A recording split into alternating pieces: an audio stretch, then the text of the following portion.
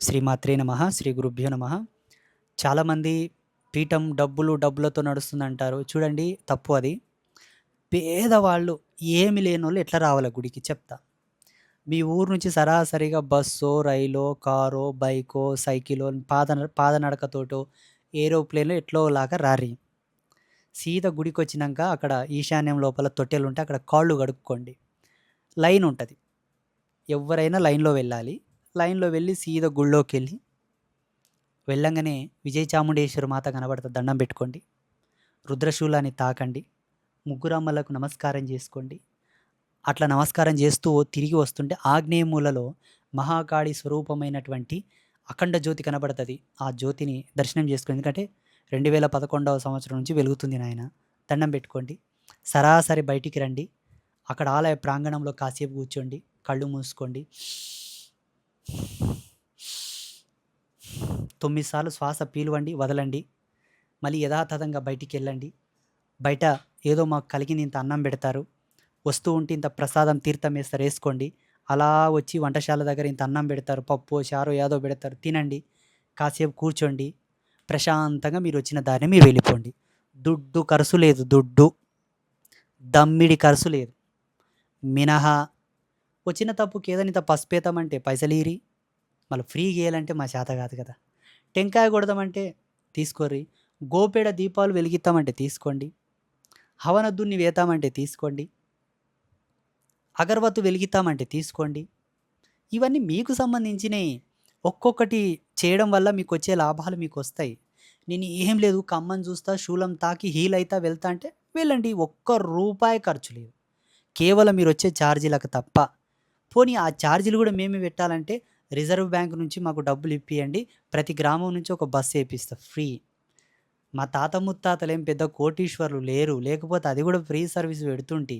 మేము చాలా తక్కువ అసలు చాలా ఒక పూటకు తిన్నికే కూడా లేనటువంటి కుటుంబం నుంచి, చాలా తక్కువ కుటుంబం నుంచి వచ్చిన వాడిని. ప్లీజ్ అర్థం చేసుకోండి. ఇంకొకటి ఇక్కడ ఏవేవో అంబువాచి వస్త్రం, కుంకుమ, తాయితలు ఇస్తున్నారంటే మళ్ళా అన్నీ ఫ్రీగా ఇయ్యాలంటే నా నుండి ఏడైతే చెప్పండి. అసలు కనీసం లేనోన్ని నేనెట్లిస్తా? మీకిష్టం ఉంటే తీసుకపోండి. మార్కెట్‌కోతారు. ఒక ప్రొడక్ట్ కొనుక్కొచ్చుకుంటారు. దాంట్లో అడ్డమొచ్చిన కెమికల్స్ అన్నీ కలుపుతారు. కానీ ఏదో ఆశపడి తెచ్చుకుంటారు. తింటారు. సైడ్ ఎఫెక్ట్ వచ్చిందని మళ్ళీ దవాఖానలోకి పోతారు. ఈడ డబ్బులు వాయే, శరీరం నాశనమాయే, ఆడ హాస్పిటల్‌లో డబ్బులు వాయే. ఈడ తీసుకుపోయే ప్రొడక్ట్ నుండి ఎవరికైనా ఇబ్బంది అయిందా? తీసుకుపోతారు. అట్లా తగిలించుకుంటారు.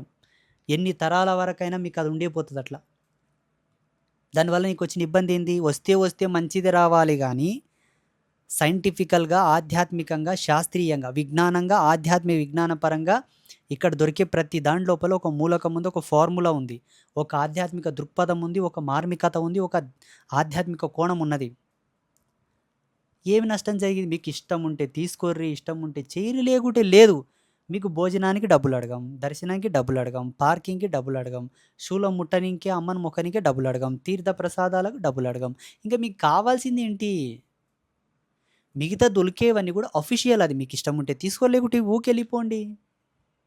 అవి గూడా ఫ్రీ ఇయ్యాలంటే మా చేత కాదు. మీకు దండం పెడితే ఎక్కడికైతే గుడి మూసుకోవాల్సొస్తది తప్పిస్తే మా నుంచి అయితలేదు. అవి గూడా ఎందుకు ఇస్తున్నాం? డబ్బుల కోసం ఇస్తున్నాం అనుకుంటున్నావా? నో.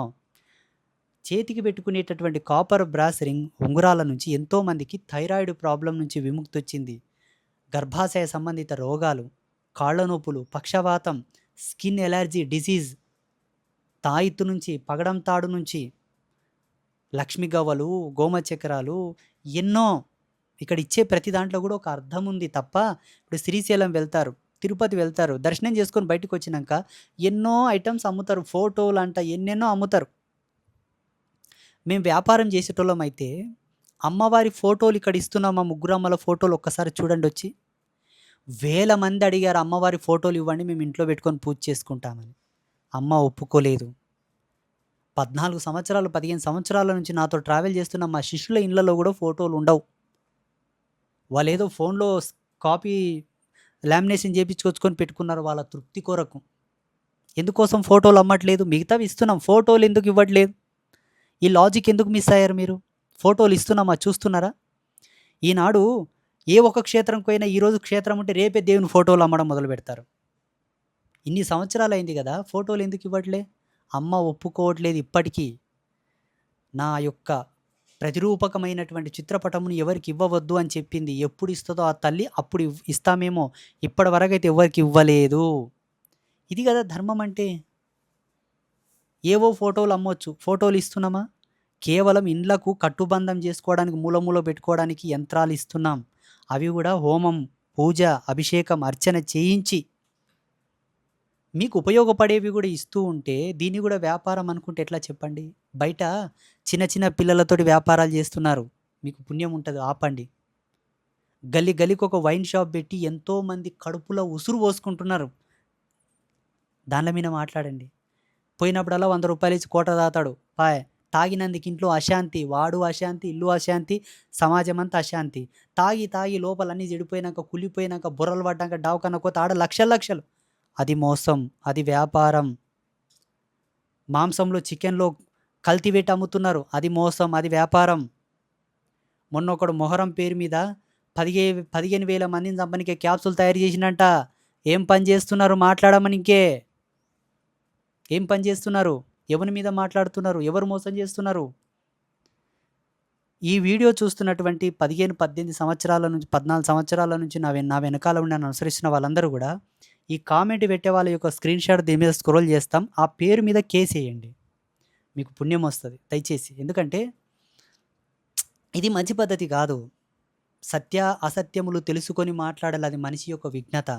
మీరు పశువులు కాదు కదా! ఏం తెలవకుండా వచ్చి పొడవనింకే. బుద్ధుండక్కర్లా. ఇక్కడ ఏం మోసం జరుగుతుంది? స్మగ్లింగ్ జరుగుతుందా? డ్రగ్స్ అలవాటు చేసి చిన్న చిన్న పిల్లల్ని జడవగొడుతున్నామా? మొన్న ఒకాయన అంటాడు, కొత్తగా బాగా కనిపెట్టుకున్నావు ట్రెండ్ అంటాడు. ఏ? అందరిని చర్చిలకు తీసుకుపోయి కూర్చోబెట్టి ఏడిపించితే బాగుండేనా? లేకపోతే ఆ బొందల గడ్డ కాడికి పోయి యాటలు కోసుకొని కందుర్లు చేసి, ఉరుసులు చేసి తినమనింటే బాగుండేనా? నాది చిన్న వయసు. చిన్న చిన్న పిల్లల్ని ఆయనకేసుకపోయి డ్రగ్సు, గాంజాయి అలవాటు చేసి చెడపగొట్టింటే బాగుండేనా?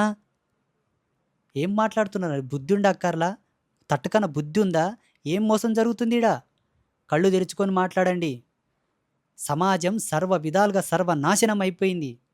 దాన్ని భ్రష్టాచారం నుంచి సదాచారం వైపు నడిపించడానికి వచ్చామే తప్ప వ్యాపారం ఏం లేదిక్కడ. బాగా గుర్తుపెట్టుకోండి. పోనీ మేము సమాజాన్ని చెడుపుతున్నాం. మీ మాటకే వస్తా. నువ్వెవడిని బాగుపరిచావు? నువ్వెవడిని మంచి చేసి నా మీద కామెంట్ చేస్తున్నావు? నేను 1000 మందిని బాగు చేసినట్లు చూపిస్తా. అది ఆ విధంగా ఆలోచన చేసుకోండి. దొంగ వ్యాపారాలు అంటుంది ఒకామె. మేము దొంగ వ్యాపారాలు చేస్తామమ్మా. పెద్ద మనుషులు మా పల్లెటూరులో ఒక మాట అనేవాడిని. నేను పల్లెటూరుని కదండీ. నేనేం వేదాంతాలు చదివలేను, పురాణాలు చదివలేను, వైదిక భాష నాకు రాదు. అంతా మోటు యాస. సజనం సాట్న వండితే బెరికి బేట్ల వండినదంట. సరే మేము బెరికి, నువ్వు సజనం కదా, నువ్వు సజనమైన వ్యాపారాలు చేసి ఒక సర్టిఫికేట్ పొందమ్మా. నాకిచ్చారు ఎంతోమంది. ఆంధ్ర యూనివర్సిటీ వాళ్ళు స్పిరిచువల్ సైంటిస్ట్ ఇచ్చారు. ఇంకొక హోసూర్ యూనివర్సిటీ వాళ్ళు డాక్టరేట్ ఇచ్చారు. గౌరవ, వృత్తిపరమైన కాదు, మర్యాదపరమైన. ఎందరో ఎన్నో బిరుదులు ఇచ్చారు. మరి నీవేం పొందావో? ఆళ్ళ అంత పెద్ద పెద్ద ప్రొఫెసర్లకు బుద్ధి లేదు. నీకు బుద్ధి వచ్చింది నా మీద కామెంట్ చేయడానికి. ఇటువంటివి ఎందుకు చెప్తున్నామంటే ఇప్పుడు కొంతమంది అంటారు, స్వామి మీరు కామెంట్లకు స్పందించకండి అంటారు. నేను కాదు స్పందిస్తున్నది, నా శిష్యులు. నీ ఇంట్లో నీ పెండ్లాంని ఎవడన్నా ఏమనంటే ఊరుకుంటావా? నీ పిల్లల్ని ఎవరన్నా ఏమనంటే ఊరుకుంటావా? నీ తల్లిదండ్రులను ఎవరన్నా ఏమన్నా అంటే ఊరుకుంటావా? ఈ కాలంలో కులంని ఎవడనంటే పిచ్చి కుక్కల్లాగా రెచ్చిపోతున్నారు. 14, 15 సంవత్సరాల నుంచి నన్ను అనుసరిస్తున్నారయ్యా నా శిష్యులు. ఈయనే ఉన్నారు, కావాలంటే వచ్చి అడగండి. వాళ్ళు చెడిపోగలేంది. నిన్నగాక మొన్నొచ్చి ఒక 5 ఓరలు తిరిగి, ఒకరోజు వచ్చి 2 రోజులు వచ్చి మేము ఇది చేసాం, అదైంది, ఇదైందని రెచ్చిపోతున్నారే పెద్ద. చూడండి మీరేం చేయట్లా, భ్రమపడుతున్నారు. మీరు ఏం చేయట్లా. ఒక ₹1000 ఇచ్చి ఏదో కొనబోతున్నారు అనుకోండి. ఓ 2000 ఇచ్చి కొనబోతున్నారు. ఒక 5000 ఇచ్చి కొనబోదు, 10,000 ఇచ్చి కొనబోతున్నారు అనుకోండి. పూజల పేరిట ఎన్నో అఘాయిత్యాలు చేస్తున్న వాళ్ళు, లక్షలు లక్షలు దొబ్బుతున్న వాళ్ళు ఉన్నారు బయట. వాళ్ళ మీద కామెంట్ చేయండి. నేనే సపోర్ట్ చేస్తా. ఇప్పుడు జ్యోతిష్యం చెప్పబడును. స్వామి ఫోటో ఉంటుంది, స్వామి వీడియో ఉంటుంది. ఎవడో వేసుకుంటాడు. మొన్న ఒక దౌర్భాగ్యుడు మీ కొడుకుకు చేతబడి చేశారు, 60,000 ఏమన్నాడంట. వాళ్ళేమో నాకే వేసారని అనుకున్నారు. వేసేటప్పుడు మాట్లాడేటప్పుడు వాళ్ళ నంబర్లో మాట్లాడతారు, పైసలు వేసేటప్పుడు వాళ్ళకేస్తారు. అంతా మించుకొచ్చినాక సమాచార కేంద్రంకి ఫోన్ చేసి మేము ఇన్ని పైసలు వేసినాం, అన్ని పైసలు వేసినాం అంటారు. నీవు ఏ నంబర్‌కేసినావో ఆ నంబర్‌కి ఫోన్ చేసి మాట్లాడాలి గదా! మా నంబర్‌కి ఏసేటప్పుడేమో ఆ నంబర్ గుర్తుకొస్తది. మించుకొచ్చినాక ఈ నంబర్‌లు దొరుకుతాయా? ఇట్లా నా స్వామివారి ఫోటో, స్వామివారి యొక్క వాయిస్, వీడియోలు వాడుకొని లక్షలు లక్షలేసుకుంటున్న వాళ్ళున్నారు బయట. వాళ్ళేం సుఖపడరులెండి. వాడెన్ని మోసాలు చేసినా జానెడు పొట్ట కోసం గదా! ఈ పొట్ట ఫంక్షన్ అంతా చెడిపోతది. వాని శరీరంలో నరం నరం కుళ్ళిపోతది. పురుగులు పడతది. ఎందుకంటే ప్రకృతికి ఒక న్యాయస్థానం ఉంది నాయన. కష్టం చేసిన సొమ్మే పేకంటుతది. పుకాటుకొచ్చింది నీ శరీరమే పుకాటయిపోయేట్లాగా చేస్తది. ఒకవేళ ఆ పుకాడుకొచ్చిన సొమ్ముతోటి ఎవడినో వాడుకొని, ఎవని వాయిసో వాడుకొని, ఎవని ఫోటో వాడుకొని సంపాయిస్తే, ఆ సంపాదించిన సంపాదన నీ పెళ్ళాం పిల్లలకెట్టినావా, అంటేదంటది, పుట్టేది పుట్టది. రోగాలు, నొప్పులు, ఆపతులు, అవస్థలు, కిడ్నీలు ఫెయిలాయె, గుండె ఫెయిలాయె, మైండ్ ఫెయిలాయె, నీ జీవితమే ఫెయిలాయె, నీ వంశమే ఫెయిలాయె. ప్రకృతిలో నీ అస్తిత్వం లేకుండా అయిపాయె. అందుకే కష్టే పడి అన్నారు పెద్దలు మోటుగా.